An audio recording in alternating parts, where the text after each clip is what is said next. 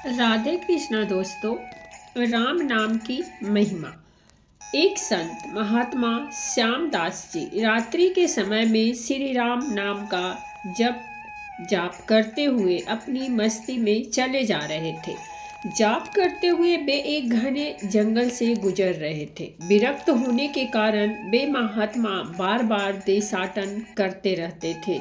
वे किसी एक स्थान पर अधिक समय नहीं रहते थे। वे ईश्वर नाम प्रेमी थे, इसीलिए दिन रात उनके मुख से राम नाम जप चलता रहता था। स्वयं राम नाम का अजापा जाप करते थे तथा औरों को भी उसी मार्ग पर चलाते थे। श्यामदास जी गहन जंगल में मार्ग भूल गए, पर अपनी मस्ती में चले जा रहे थे कि जहाँ राम ले जाएं वहाँ मैं चला जाऊंगा। दूर अंधेरे के बीच में बहुत सी दीपमालाएं प्रकाशित थीं। महात्मा जी उसी दिशा की ओर चलने लगे। निकट पहुँचते ही देखा कि वट वृक्ष के पास अनेक प्रकार के वाद्य यंत्र बज रहे हैं। नाच गान और शराब की महफिल जमी है। कई स्त्री पुरुष साथ में नाचते कूदते हंसते तथा औरों को हंसा रहे हैं। उन्हें महसूस हुआ कि वे मनुष्य नहीं, प्रेत आत्मा है। श्यामदास जी को देखकर एक प्रेत ने उनका हाथ पकड़कर कहा, ओ मनुष्य, हमारे राजा तुझे बुलाते हैं, चल। वे मस्त भाव से राजा के पास गए, जो कि एक सिंहासन पर बैठा था। वहां राजा के इर्द गिर्द कुछ प्रेत खड़े थे। प्रेतराज ने कहा, तुम इस ओर क्यों आए? हमारी मंडली आज मदमस्त हुई है। इस बात का तुमने विचार नहीं किया? तुम्हें मौत का डर नहीं है? अट्टहास करते हुए महात्मा श्यामदास जी बोले, मौत का डर और मुझे राजन? जिसे जीने का मोह हो उसे मौत का डर होता है। हम साधु लोग तो मौत को आनंद का विषय मानते हैं।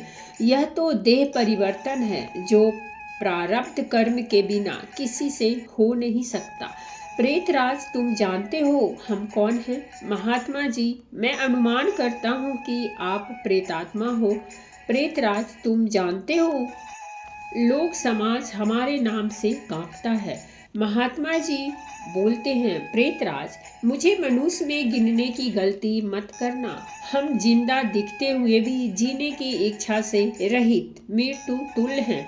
यदि जिंदा मानो तो भी आप हमें मार नहीं सकते। जीवन मरण कर्माधीन है। मैं एक प्रश्न पूछ सकता हूँ? महात्मा की निर्भयता देखकर प्रेतों के राजा को आश्चर्य हुआ कि प्रेत का नाम सुनते ही मर जाने वाले मनुष्यों में एक इतनी निर्भयता से बात कर रहा है। सचमुच ऐसे मनुष्य से बात करने में कोई हरकत नहीं। प्रेतराज बोला, पूछो, क्या प्रश्न है? महात्मा जी ने कहा, प्रेतराज, आज यहाँ आनंदोत्सव क्यों मनाया जा रहा है? प्रेतराज बोला, मेरी इकलौती कन्या योगपति न मिलने के कारण अब तक कुंवारी है, लेकिन अब योग जमाई मिलने की संभावना है। कल उसकी शादी है, इसीलिए यह उत्सव मनाया जा रहा है। महात्मा जी ने हंसते हुए कहा, तुम्हारा जमाई कहाँ है? मैं उसे देखना चाहता हूँ। प्रेतराज जीने की इच्छा के मोह के त्याग करने वाला महात्मा अभी तो वह हमारे पद यानी कि प्रेत योनि को प्राप्त नहीं हुआ है। वह इस जंगल के किनारे एक गांव के श्रीमंत का पुत्र है।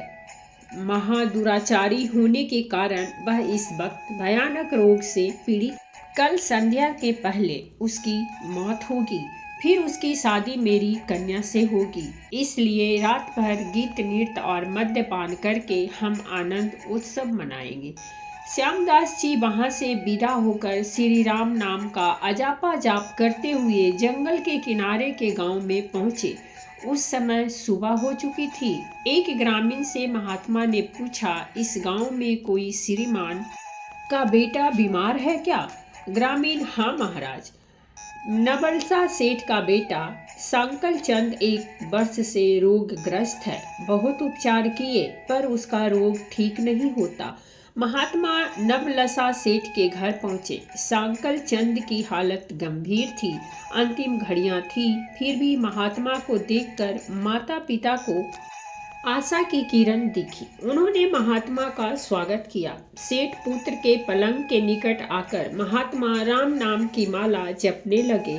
दोपहर होते होते लोगों का आना जाना बढ़ने लगा। महात्मा ने पूछा, क्यों सांकल चंद, अब तो ठीक हो?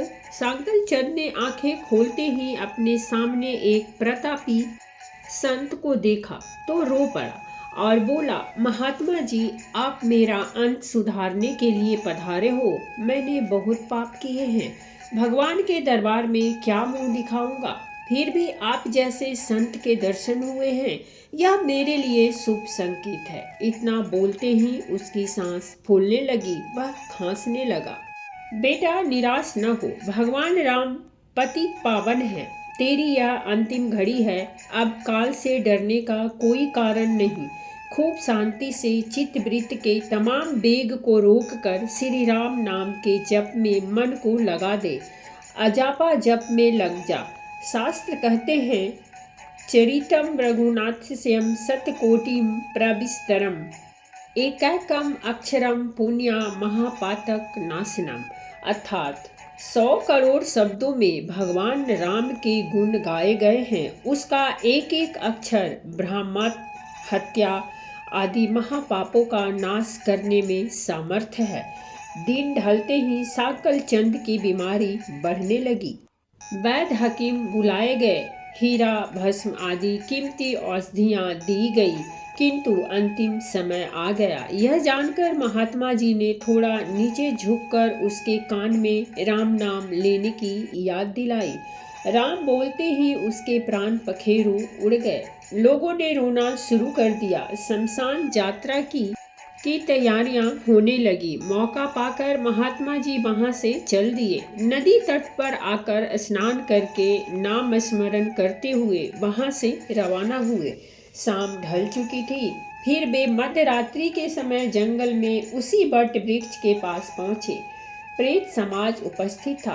प्रेतराज सिंहासन पर हताशा होकर बैठे थे। आज गीत नृत्य हास्य कुछ न था। चारों ओर करुण आक्रंद हो रहा था। सब प्रेत रो रहे थे। महात्मा ने पूछा, प्रेतराज, कल तो यहाँ आनंदोत्सव था, आज शोक समुद्र लहरा रहा है, क्या कुछ अहित हुआ है? प्रेतराज, हाँ भाई, इसीलिए रो रहे हैं। हमारा सत्यानाश हो गया। मेरी बेटी की आज शादी होने वाली थी, अब वह कुमारी रह जाएगी। महात्मा जी ने कहा, प्रेतराज, तुम्हारा जमाई तो आज मर गया है, फिर तुम्हारी बेटी कुंवारी क्यों रही? प्रेतराज ने चिढ़कर कहा, तेरे पाप से। मैं ही मूर्ख हूँ कि मैंने कल तुझे सब बता दिया। तूने हमारा सत्यानाश कर दिया। महात्मा ने नम्र भाव से कहा, मैंने आपका अहित किया, यह मुझे समझ में नहीं आता। क्षमा करना, मुझे मेरी भूल बताओगे तो मैं दोबारा नहीं करूँगा। प्रेतराज ने जलते हृदय से कहा, यहाँ से जाकर तूने मरने वाले को नाम स्मरण का मार्ग बताया और अंत समय भी राम नाम कहलवाया। इससे इसका उद्धार हो गया और मेरी बेटी कुंवारी रह गई। महात्मा जी बोले, क्या सिर्फ एक बार नाम जप लेने से वह प्रेत योनि से छूट गया? आप सच कहते हो?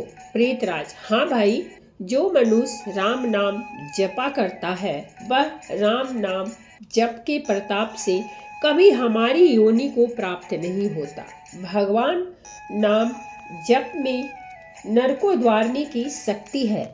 प्रेत के द्वारा राम नाम का यह प्रताप सुनकर महात्मा जी प्रेमाश्रु बहाते हुए भाव समाधि में लीन हो गए। उनकी आंखें खुली तब वहां प्रेत समाज नहीं था। बाल सूरज की सुनहरी किरणें बट वृक्ष को शोभामायन कर रही थी। तो दोस्तों, ये थी हमारी आज की कहानी, और अगर कहानी अच्छी लगे तो प्लीज़ हमारे चैनल को सब्सक्राइब कीजिए, वीडियो को लाइक और शेयर जरूर कीजिए। कहानी सुनने के लिए बहुत बहुत धन्यवाद।